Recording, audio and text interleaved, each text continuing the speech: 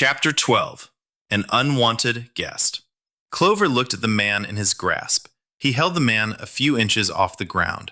Clover's claw clasped tightly around the man's neck. Clover felt the power from Gram that allowed him to forge his own destiny, the power of the man's life in his hands, and the power of being able to save his siblings from the hell they had never consented to being born into. The man was a drug lord that liked to hang out close to the school. He preyed on kids to fill his wallet, and though he didn't seem dangerous now, frantically flailing and hitting at Clover's arm, he would usher in a new generation of strung-out addicts who would cause harm to everyone around them. "Are you going to stop me?" Clover asked the man behind him. "What does a single human mean to me?" Varden asked in a nonchalant manner. "I thought you were some hero, wanting to save the world from some ambiguous threat," Clover said, applying more pressure to the drug dealer's neck. "You left before I was allowed to elaborate further. It's not ambiguous to Callista," Varden said, the man not reacting at all the loud crunch that echoed through the streets. "A handful of humans doesn't really concern me. You people kill thousands of yourselves every day. I'm worried about the impact on your entire species," Varden continued, like nothing had happened. "I guess I can just go home now then. You already know where I live, after all," Clover said as he dropped the man and pulled a small wad of drug money from the man's wallet. "Such a strange society you people live in, keeping even those of you blessed with as much power as yourself trapped within its confinement," Varden said, looking at Clover like he had walked into some sort of dystopian wasteland. "I guess it's just how the ghetto is," Clover said with a shrug. "Ah, but from what I've seen, the rest of the world is the safe way, even if it's less extreme," Varden said with a shrug. Clover walked towards his home. He heard the footsteps behind him, confirming Varden was following him. "This is an annoying turn," Gram said with annoyance. "Why are you trailing behind me?" Clover asked. It was true that Varden already knew where he lived. Therefore, concealing such information from him was a waste of time. However, he was annoyed by the company. "I just want to understand." Clover gave Varden an annoyed glare as he answered. "Understand why I'm not helping you?" Clover asked in a mocking tone. "Well, yes, but also the world. I was raised in a very different place, a different society, and I want to know what I need to do to improve this world." Varden spoke in a tone that radiated optimism and joyous dreams. "Burn it down and start over," Clover said, giving Varden an eye roll. "Is that truly the only solution? Back in times of old, my people would come here and find people such as yourself blessed with the sparks of magic and help aid them in their dreams. Often, such acts would vastly change the world your people lived in," Varden elaborated. "Like King Arthur, right?" Clover asked, knowing the answer already. "Exactly. Merlin was actually one of my direct ancestors," Varden answered. "Was he as annoying as you?" Clover asked, hoping his rude remark would scare off the Fae. "I was told he was," Varden said, speeding up to walk next to Clover, giving him a sardonic smile. Clover wasn't sure why the expression warmed his cheeks and somewhat detested it, choosing instead to stay on the task of pushing the strange figure out of his life. Opening his front door, Clover gave Varden a stern look. "Don't do anything strange around my siblings." The tone was met with a smile from Varden, which confused Clover. "I'll avoid any magic." "Probably," Varden said. Heaving a heavy sigh, Clover walked into his home. He had a feeling this was the best promise for good behavior he would receive. Clover gave the living room a glance. The drunk was absent. Clover assumed he was still out drinking himself into an early grave. Clover put the black glove over his clawed hand and sat at the dining room table, smiling at Annie and hoping their mother was gone as well. Their mother was a neglecting hoarder, but when new faces were in the house, she put on the act of a mother who lived for her children, and it sickened Clover. "Who's your friend, Clove?" Annie asked, looking at Varden. "Some weird guy I met about 3 days ago. He's harmless, though," Clover said with a shrug. Let's get started with your homework, Squirt, Clover said, derailing the conversation from talk of his nightly activities to something more innocent. Clover glanced at Vidern as he sat as well, looking over the papers of arithmetic his sister had brought from school. Clover wondered if he understood it. He wondered what was taught in the far-off, fantastical land Vidern originated from, and what he thought about what was taught here. Humans are amazing. The creation of imaginary numbers to explain a variable. Truly astonishing. The comment drew a raised brow from Annie, but the honest look of awe on the boy's face caught Clover's entire focus. Clover had seen the gleam of childlike wonder in Annie and Stephen's eyes, but never had he seen someone's face light with passion, looking at something as mundane as homework before. Dude, why are you talking like an alien? Annie asked with an emotionally exhausted tone. The idiot isn't from around here. Him and another annoying twat are visiting from the other coast. Clover half lied, looking over the work Annie had already done on her homework. Though Clover did hate lying, he had to admit it was at least somewhat true. Callisto was, in fact, from the other coast, and Vidern was from further away. Still, telling falsehoods to Annie filled him with sorrow. Clover, Vidern said abruptly. Looking to Vidern, Clover caught another glimpse of Vidern's smile, this time full of understanding and patience.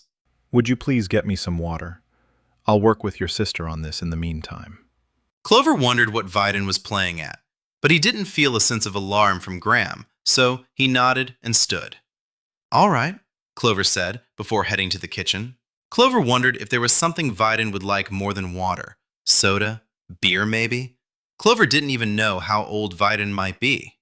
Perhaps your age, or perhaps hundreds of years. Gram muttered into the tangled streams of their thoughts. Do not let your twisted, amorous desires disguise his ruse. Gram's chastising tone echoed through their bond, the sword's verbal swagger annoying Clover more than usual. It's not like that, Gram, Clover began. Just because he has no intent to harm you does not mean he doesn't have his own agenda. Do not be a fool, tricked into being used. Gram interrupted, his mental tone becoming more harsh. Clover watched the glass he was holding under the faucet begin to overflow. Then what would you have me do, Gram? Murder him in front of Annie? Clover shot back, sitting the glass down and beginning to fill a second. Perhaps not drooling over him would be a solid foundation. Gram countered. Then why don't you just buzz off and sit in your corner until you're needed, or our deal is finished, Clover said, louder than he intended. My apologies. Call for me when you need me, O great King Clover. Gram said before the radio silence took over.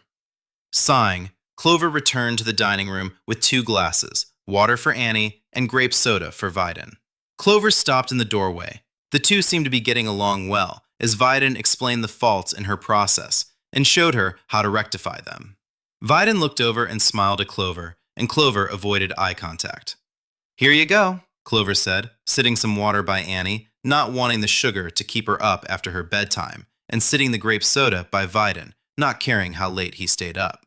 Vidern gave the glass of bubbling purple fluid a skeptical look. This doesn't seem to be water. Vidern said incredulously. Let me guess. The other coast doesn't have grape pop? Annie said with an amused eye roll. Is it called pop because it's boiling? Vidern asked, forcing Clover to reconsider his strategy for covering his nightly activities.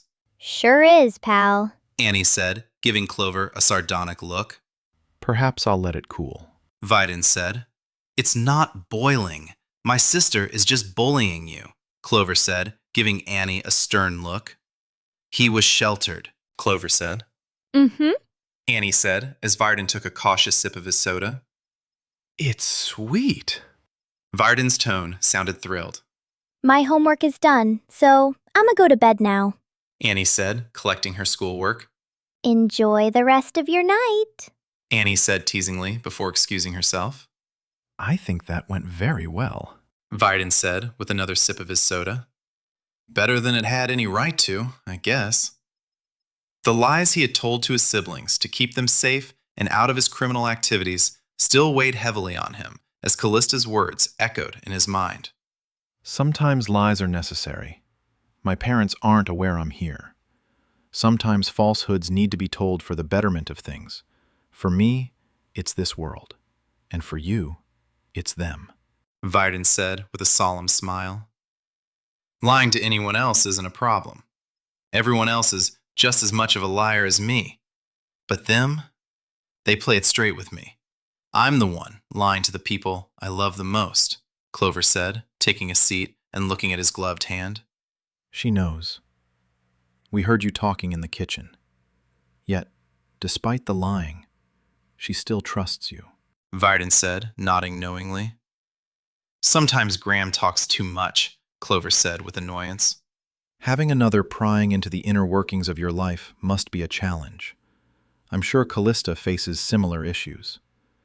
Perhaps if you two had focused on your similarities rather than your differences, our dialogue could have ended differently. Varden said as he finished his soda and belched, immediately covering his mouth. Clover felt a smile force itself across his mouth, and he gave the clearly embarrassed Varden a thumbs up. Give it some thought, Clover. Varden said, attempting to hide the redness of his face as he stood. It would be nice to have someone like you to rely on. The melodious voice of the Fae as he spoke, the somber undertones spoke volumes to Clover. Sorry, I can't leave them alone. If I died in some battle far away from them, then there'd be nobody to protect them, Clover said, watching as Varden made his way to the front door. Sound reasoning. I will do what I can to ensure they have a world to live in, Varden said with a note of finality as he opened Clover's front door and walked out, leaving Clover alone with his thoughts. Clover was sure he did one of his vanishing tricks the moment he had exited. Clover saw where Varden was coming from, but he knew Callista had everything under control. After all, she wielded the fabled Excalibur. Standing and looking over the table, Clover wondered what it would be like to live a life devoid of roadblocks. Just being able to live life as a person must be nice. The freedom and capability to do as you wish, to not be constrained by one's own birth. Clover envied that. I hope she knows how lucky she is, Clover muttered as he picked up Annie's school notebook and grabbed the glasses and trash off of the table. Doubtful. The blessed and the powerful rarely think of those below them. It's easy to see everyone else as lazy, dim-witted dullards, when you were gifted everything you need to survive by causality. Graham's tone was noticeably quieter than usual. The Clover felt his words in his very core. Yeah, but I think she's just naive. I don't think it's anything malicious, Clover said with a sigh as he dropped the trash into a trash can filled with empty beer cans. Ignorance is its own form of malice, Clover. For eons, ignorance of those around oneself has allowed men to do terrible things. Things unthinkable to those on the receiving end of the wrongs inflicted by those who know little of life for others. The depth of Graham's opinion gave Clover pause. There was certainly truth to his words, but Clover didn't necessarily believe that stupidity equated to evil. Think what you wish, but all those with privilege are the same amongst your species, Graham said before going radio silent once more. Heading up the stairs and to his room, Clover thought about the day. Varden was respectful of his opinions and his space. But Graham was correct about Varden's ulterior motives. Clover wanted to be angry. Varden was still insistent on Clover battling unknown threats, to deform himself more for people who didn't care about him at all. Yet, Varden filled him with warmth. Sighing, Clover reached down to add his nightly earnings into his hiding place, wiggling out the piece of drywall to reveal the hidden compartment. Reaching around, Clover's hand only found empty space. Fear hit Clover like a tidal wave, followed by another wave, a wave of rage that dwarfed the fear from moments ago. The stash of money Clover had earned and collected for his future with Annie and Stephen was gone without a trace. I'll kill Craig, Clover said, gripping his shaking hands. He had so much time to make up for. He was tired, but he couldn't rest when his dreams were this far behind now, thanks to that drunk. "I'll deal with him after I cover some of what he stole from me," Clover said, opening his window. It was around 11. He still had a few hours of darkness left to hunt. Hopping out of the window, Clover's feet met the ground with a thud as he took off running. Clover ran to a place he had been aware of for some time, a warehouse the drug dealers used as a meeting place and storehouse. He had heard about it from a few of the lower dealers he caught as they begged for their lives, but hadn't intended to bust it yet due to his lack of intel. But now, being so far behind, it was the only easy way to catch back up financially. Finding his way onto a roof near the large building in the center of the ghetto, Clover looked down at the roof. His legs ached and his body cried out from fatigue. Clover knew he had been burning the candle at both ends. Between fighting crime and raising his siblings, he was exhausted. "It's all right, Clover.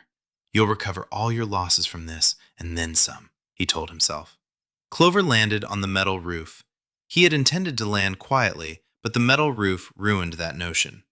Hoping no one thought anything of the loud clanging, Clover removed his glove and cut a circle into the roof just big enough for him to fall through with his clawed index finger. Clover barely grabbed the round piece of mental debris in time to avoid it falling into the building and altering the criminals within. Taking a deep breath, Clover jumped down the hole and into the warehouse. Looking around, Clover realized he was in an aisle between two tall shelves.